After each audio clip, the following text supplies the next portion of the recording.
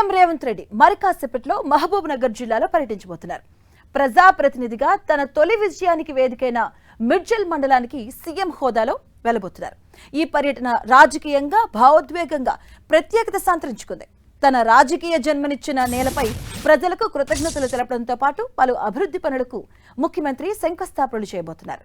తన రాజకీయ ప్రస్థానంలో తొలి విజయాన్ని అందించిన ప్రజలకు కృతజ్ఞతలు తెలిపేందుకు ఇవాళ ప్రత్యేక కార్యక్రమాన్ని నిర్వహించబోతున్నారు. జడ్పీటీసీ సభ్యుడిగా ప్రారంభమైన తన ప్రజా ప్రస్థానం నేటితో 20 ఏళ్లు పూర్తి చేసుకుంటున్న సందర్భంగా ఈ పర్యటనకు ప్రత్యేక ప్రాధాన్యత సంతరించుకుంది.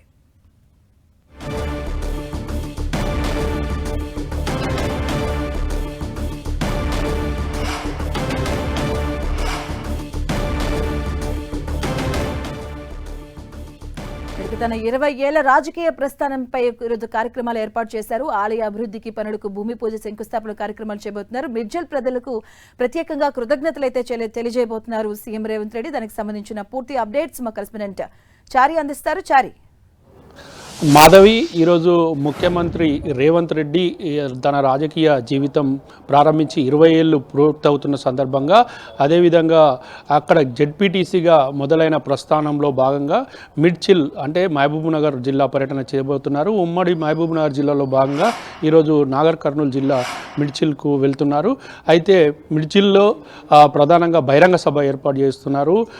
అంతకు ముందుగా ఆయన ఊరుకొండ మండలం కొండపేటకు వెళ్తారు. అక్కడ ఆయన ఆంజనేయ స్వామి ఆలయంలో ప్రత్యేక పూజలు నిర్వహిస్తారు.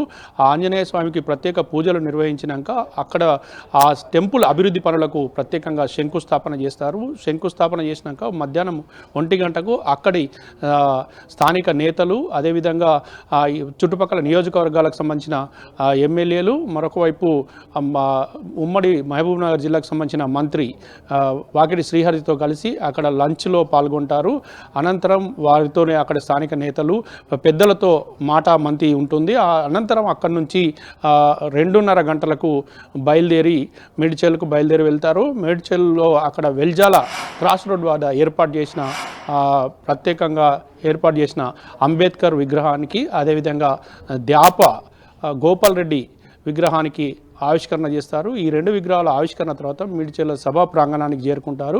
ఆ సభా ప్రాంగణంలో మీడ్చెల్కు సంబంధించిన ప్రత్యేకంగా ఏర్పాటు చేసిన పలు అభివృద్ధి పనులకు శంకుస్థాపన చేస్తారు. శంకుస్థాపన చేసిన తర్వాత బహిరంగ సభలో పాల్గొని ప్రసంగిస్తారు. మొత్తానికైతే ముఖ్యమంత్రి రేవంత్ రెడ్డి తన రాజకీయ భవిష్యత్తు కారణమైన అక్కడ జడ్పీటీసీగా గెలిచిన సందర్భంగా అక్కడి ప్రజలకు కృతజ్ఞతలు తెలపడంతో పాటు ఈ ప్రత్యేక సందర్భాన్ని గుర్తు చేసుకుంటూ 20 ఏళ్ల జీవితంలో తాను ఊహించని దానికంటే ఎక్కువ స్థాయిలో సీఎంగా ప్రస్థానం సాగిస్తున్న క్రమంలో మొత్తానికైతే మేడ్చల్ ప్రజలకు తను రుణపడి ఉంటానని, వారికి ప్రత్యేకంగా సేవలకు కార్యరూపం దాల్చి వారికి సేవలు అందించేందుకు తాను రుణపడి ఉంటానంటూ కూడా ఆయన ఇప్పటికే ఎక్స్ వేదికగా ట్వీట్ చేశారు. మొత్తానికైతే వారందరికీ కూడా ఈ సందర్భంగా ఆ ప్రాంత అభివృద్ధికి తాను పాటుపడతానంటూ కూడా ఆయన ప్రకటించడం జరిగింది.